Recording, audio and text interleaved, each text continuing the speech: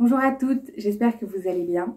Je suis Caroline de la chaîne Caroline Cou et sur ma chaîne, on se retrouve pour parler couture et tricot. Alors ça fait à peu près un mois que je ne suis pas venue vous parler, pas par manque d'envie, mais surtout par manque de temps. Donc aujourd'hui, je reviens pour un bilan couture dans un décor encore différent de celui que vous avez l'habitude de voir sur ma chaîne puisque je suis chez mes parents. J'ai trouvé cet endroit face à la fenêtre très lumineux, avec ce magnifique petit pot de fleurs à côté, enfin, petit pot de bois à côté. Et sinon, je ne vous ai pas dit, je porte aujourd'hui le pull que je m'étais tricoté l'hiver dernier, qui est le Luna Sweater. J'ai 5 cousettes à vous présenter, donc c'est parti sans plus tarder. La première cousette que je vais vous présenter, c'est une petite jupette, hop, de chez, c'est la jupe Bellis de chez Pretty Mercerie, dans un tissu du même nom également. Alors par rapport à d'habitude, je n'ai pas mon petit carnet avec mes notes, mais je vais tâcher de m'en souvenir. C'est la deuxième version de cette jupe que je couds. À la différence avec la première version, j'ai tenté d'optimiser le tissu, puisque, pour vous spoil le patron, c'est globalement 4 ou 6 triangles, je ne sais plus, rectangles pardon, que vous coupez et que vous assemblez, rien de plus. Et si on optimise le tissu, chose que je ne fais jamais, il vous reste au moins 50 cm sur ce qu'on vous préconise d'acheter. Il me semble que c'est 1,30 m qu'il faut de tissu, mais du coup 80 cm c'est largement suffisant si vous optimisez le tissu, pas si vous respectez leur plan de coupe. Mais si vous le pliez d'abord en deux et que vous mettez les petits de chaque côté et que vous le repliez en deux cette fois-ci plus généralement pour couper les grands, il va vous rester 50 cm de tissu. Je ne coupe jamais en faisant du Tetris. Je pense à Laurie des cousettes de Lou qui, elle, adore faire ça. Moi, pas du tout. Je respecte toujours les plans de coupe. Je ne comprends pas l'intérêt, en fait, de faire ça. Là, j'ai voulu le faire, je ne sais pas pourquoi. Et je me retrouve avec 50 cm de tissu. Alors, c'est une très jolie viscose, hein, je vais vous la présenter par la suite. Mais je ne sais pas quoi faire de ces 50 cm de tissu. Je n'aime pas coudre des accessoires. Donc voilà, j'ai coupé à l'économie parce que ça m'amusait. Et maintenant, je ne sais pas quoi faire et je n'ose pas jeter cette chute de ce superbe tissu, pour le coup, que j'aime beaucoup. Alors, c'est une viscose fleurie de chez Pretty Mercerie également, que j'avais acheté pendant les soldes. Je ne sais pas si on verra bien, il y a des petites fleurs dessus. Enfin, c'est pas des fleurs, c'est plutôt des taches. J'aime beaucoup les couleurs. Vous allez voir dans ce podcast, on est dans les couleurs et les fleurs, donc c'est improbable pour moi, mais j'avais envie de changer un peu. Sinon, pour en revenir plus au détail au patron, alors je vous l'ai déjà dit, c'est ma deuxième version de celui-ci et j'ai toujours des défauts à reprocher au patron. Je sais que Pretty Mercerie a réédité certains de ses patrons.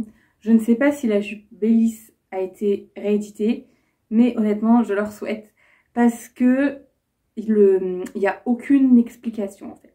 Vous avez une feuille de une page et c'est toutes vos explications.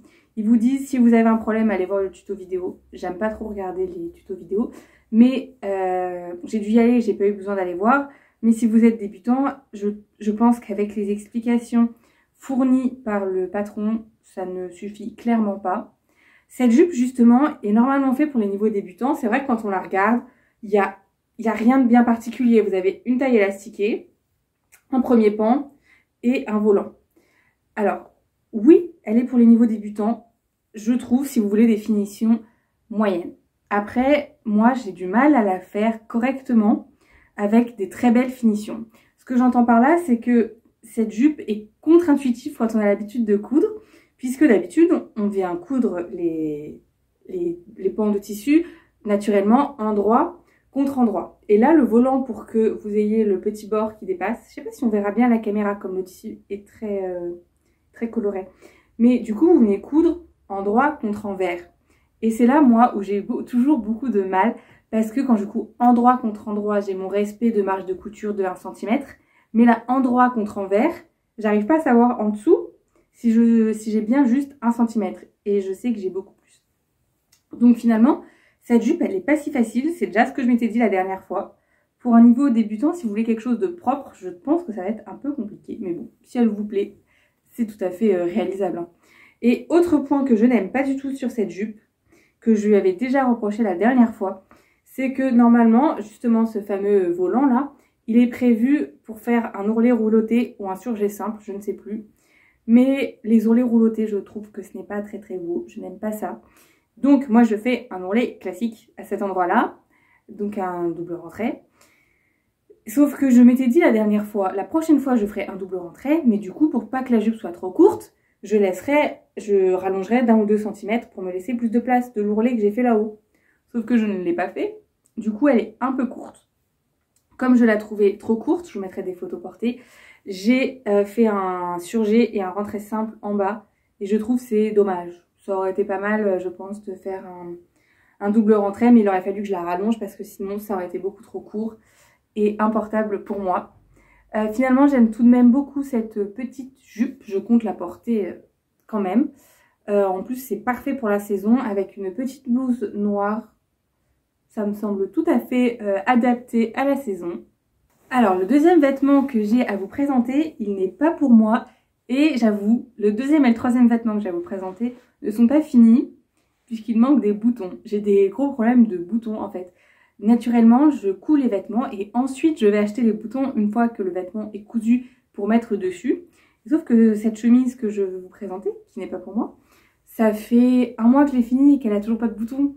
Donc bon, j'avais espoir à aiguille en fait, quand j'y suis allée, je vous en reparlerai dans une autre vidéo, de trouver des boutons pour aller avec cette chemise. Mais j'ai l'impression que les boutons de chemise que je cherche, c'est introuvable. Alors que je cherche des boutons de chemise standard pour chemise blanche. Mais je sais pas, je trouve pas le bouton. Soit je trouve qu'ils sont un peu trop dorés, un peu trop mat, un peu trop blanc, un peu trop ceci. Je trouve pas le bouton que je veux. Du coup, elle n'a pas de bouton. Alors, je vous en parle sans plus tarder. C'est donc une chemise pour mon copain. On voit rien du tout, c'est génial. Hop, surtout que là, je peux même pas vous faire de photos portées parce qu'il n'y a pas de bouton. Donc, on voit rien. J'ai utilisé le patron Les BG, la chemise L'Élégant, elle s'appelle, dans une popeline de coton de chez So Tissu, que j'avais dû payer 6 ou 7 € le mètre. J'avais pris exprès un tissu pas très onéreux et un fil pour faire un test. Et j'ai dit à mon copain, si jamais elle ne te va pas, surtout tu ne la mets pas, je ne serai pas vexée. Ça ne me choque pas que je me sois trompée de taille ou ce genre de choses. La chemise L'Élégant, vous avez 3 déclinaisons dans le dos. Soit vous avez des pinces, soit vous avez rien du tout, soit vous avez un pli. Moi je lui ai fait sur son format, en gros il est préconisé que si la personne est assez mince, enfin sèche, vous faites des pinces. Si elle est un peu plus forte, vous faites le pli dans le dos. Et s'il n'y a rien, enfin si elle est standard, vous faites rien du tout. Donc moi il est standard. Et je n'ai donc rien fait. Je sais que j'ai gradé le patron. J'ai fait un M en haut et un L pour le reste, au niveau de la taille et des hanches. Au niveau des explications, c'est vraiment très bien expliqué. J'ai eu aucune difficulté. Je redoutais un peu parce que coudre une chemise pour homme, tout le monde m'avait dit que c'était assez complexe. Et c'est long, je vais pas vous mentir, c'est très long. Mais si vous suivez les explications, il n'y a aucun souci. Au niveau des points que vous allez pouvoir retrouver sur cette chemise, hop, hop là. Donc il y a donc une patte de boutonnage. Je sais plus si elle est incluse ou pas, ou s'il faut la couper et la rajouter après. Je sais plus trop. Hop, un petit col. Voilà, il n'est pas hyper symétrique. Voilà. C'est tout pour pour le haut. Et au niveau des poignées de manche, et là vous allez voir qu'il me reste des marques de papier carbone qu'il faut absolument que j'arrive à enlever avant de lui donner. Hop, vous avez, on voit rien, 2 pinces, de plis et une fente indéchirable. Vous avez le choix pour la fente indéchirable de faire soit une fente indéchirable classique, soit une patte capucin. Moi j'ai voulu faire une patte capucin, je me suis dit allez, on est parti, on y va. J'ai demandé aussi à mon copain s'il voulait des surpiqûres partout. Il m'a demandé ce que c'était, je lui ai montré sur une de ses chemises à lui. Il m'a dit oui, je veux des surpiqûres partout. Et j'adore faire des surpiqûres, donc ça ne me dérange absolument pas. J'ai donc fait des surpiqûres partout où je pouvais en faire. Donc je me souviens plus comment cette partie est montée, mais j'ai suivi ce qu'on me disait. Donc là, c'est surpiqué sur les côtés. Le col dessous est surpiqué. Et bon, les pattes de boutonnage, je les ai surpiquées des deux côtés. Les poignets de manches, ils sont surpiqués. Bref, tout ce qui pouvait être surpiqué a été surpiqué sur cette chemise. J'ai hâte de la finir et qu'il la porte.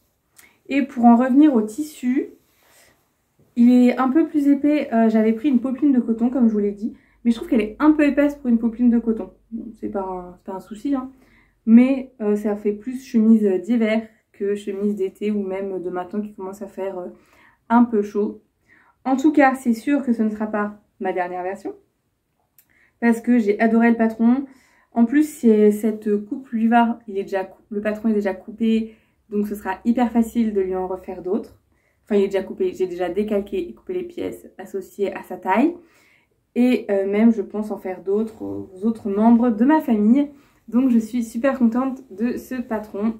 Très clair, bien expliqué et pas compliqué si on suit vraiment les étapes par étapes justement. La cousette suivante n'est encore pas pour moi. Donc comme quoi je tiens mes engagements de début d'année qui étaient de coudre pour les autres un petit peu. Et c'est aussi une chemise qui n'a pas de boutons. Faut que j'aille en acheter pareil. Alors ça n'a rien à voir avec l'autre. Encore une fois, je pense qu'on ne verra rien du tout. Et que je ne pourrai malheureusement pas vous mettre des photos portées puisque elle est trop petite pour moi et il n'y a pas de boutons. Malheureusement. Mais c'est une version de la chemise My Monster de Dress sur Body Pattern. Je vous mettrai le dessin technique que j'ai déjà faite pour moi. Hop les. On voit rien du tout. J'essaye de tenir le col, mais je me rends compte qu'on voit pas grand chose. Malheureusement, quand elle sera portée par ma soeur, parce qu'elle est pour ma soeur, je vous mettrai des photos sur Insta parce qu'en fait, on voit rien du tout en caméra. C'est dommage parce qu'elle est... Franchement, elle est très belle. Je suis hyper jalouse, je l'aurais bien gardée pour moi. Donc le tissu, c'est un tissu de chez Liberty qu'elle a choisi, qu'on a choisi avec ma maman plutôt. Très simple à coudre. Par contre, j'étais très étonnée, c'est la première fois que je cousais du tissu Liberty.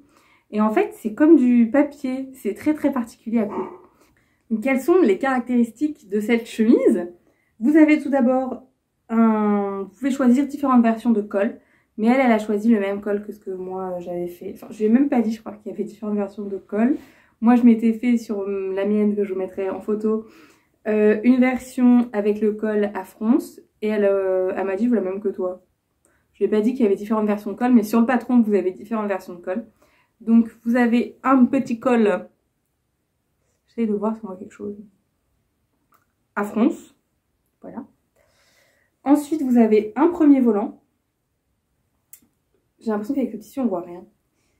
Qui va de là, qui fait tout le tour et qui va jusque là. Hop. Une patte de boutonnage qui donc n'a toujours pas de bouton non plus. J'ai du mal à savoir quelle couleur de bouton. Je pense qu'on va prendre des jaunes clairs, mais on ne sait pas. Et le dernier point technique que vous allez avoir, c'est les smokes au niveau des manches. Alors sur le patron, il est préconisé de faire les smokes avec du fil élastique dans votre canette. Moi je sais que ça ne fonctionne pas. Enfin, faut que je réessaye parce qu'au week-end couture chez Audrey, j'ai appris à utiliser un peu mieux ma machine. Et du coup, si ça se trouve, je faisais mal.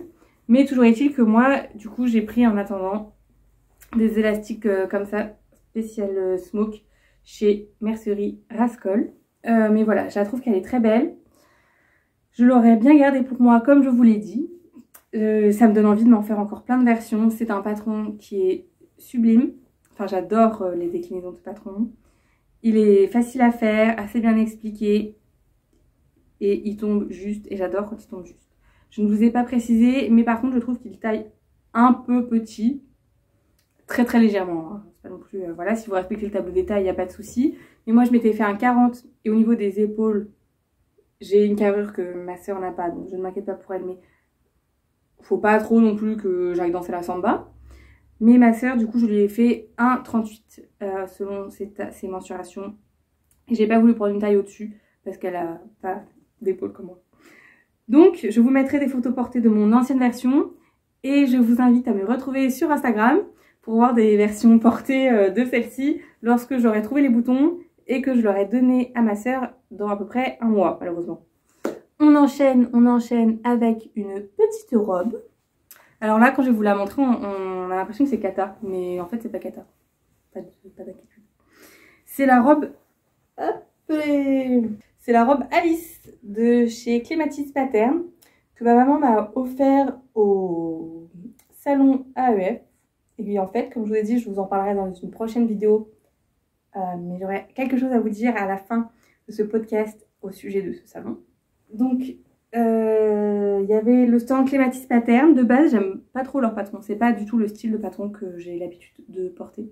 Mais je sais pas, j'ai vu cette robe. Ma maman voulait un haut. Elle m'a dit, tiens, mais dans ce haut, peut-être que ça m'irait. Elle n'a rien dit. Finalement, elle a acheté un tissu pour que je fasse quelque chose. Elle veut un autre patron. Mais au moins, j'ai utilisé ce patron. C'est vraiment le coupe de robe qui me va. Alors, je vous avais parlé dans mon podcast précédent d'une robe qui ne m'allait pas du tout, qui avait des fronces à la taille. Je ne mets pas de robe qui a des fronces à la taille, ça ne me va pas, c'est pas du tout ma morphologie. Faut que j'arrête d'essayer d'en faire. Dès que je les enfile, je trouve que c'est moche, ça me grossit, ça va pas. Alors que ce genre de robe, droite, hein, si vous regardez la coupe, elle est droite, elle est un petit peu reprise au niveau de la taille. Ça me va vraiment nickel. C'est vraiment ce genre qui est fait pour moi. Dans le dos, vous avez une parmenture. On va en reparler de mes parmentures parce que vous les avez vues depuis tout à l'heure, elles se baladent. Une parmenture V. Je vous mettrai également des photos portées parce que ça vous parlera plus que là. Le tissu, je ne l'ai pas précisé, c'est un tissu en polyester de chez Pretty Mercerie. D'habitude, je ne porte pas de tissu en polyester, mais je l'ai trouvé en solde. Et surtout, l'avantage de ce tissu-là, c'est qu'il a un tombé très lourd. J'adore la couleur, je l'ai acheté pour la couleur. Je me suis dit, je porte pas de polyester, tant pis. La couleur est magnifique. Donc bon, voilà. Alors, au niveau du patron, qu'est-ce que vous avez? C'est donc une robe droite, comme je vous l'ai présenté, avec une parmenture. Vous pouvez mettre le col en V devant ou derrière. Et moi, du coup, je l'ai mis derrière. Et donc, une parmenture qui, comme vous pouvez le voir chez moi, se balade carrément.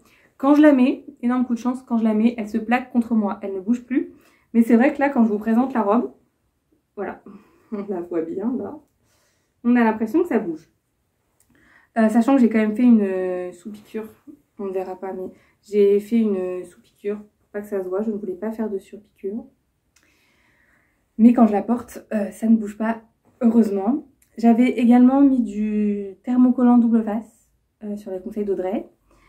Mais vous pouvez voir que il n'y a plus rien. La machine à laver l'a fait partir alors que je lave tous mes vêtements à 30. Donc j'étais étonnée que ça parte en machine. Mais bon, tant pis.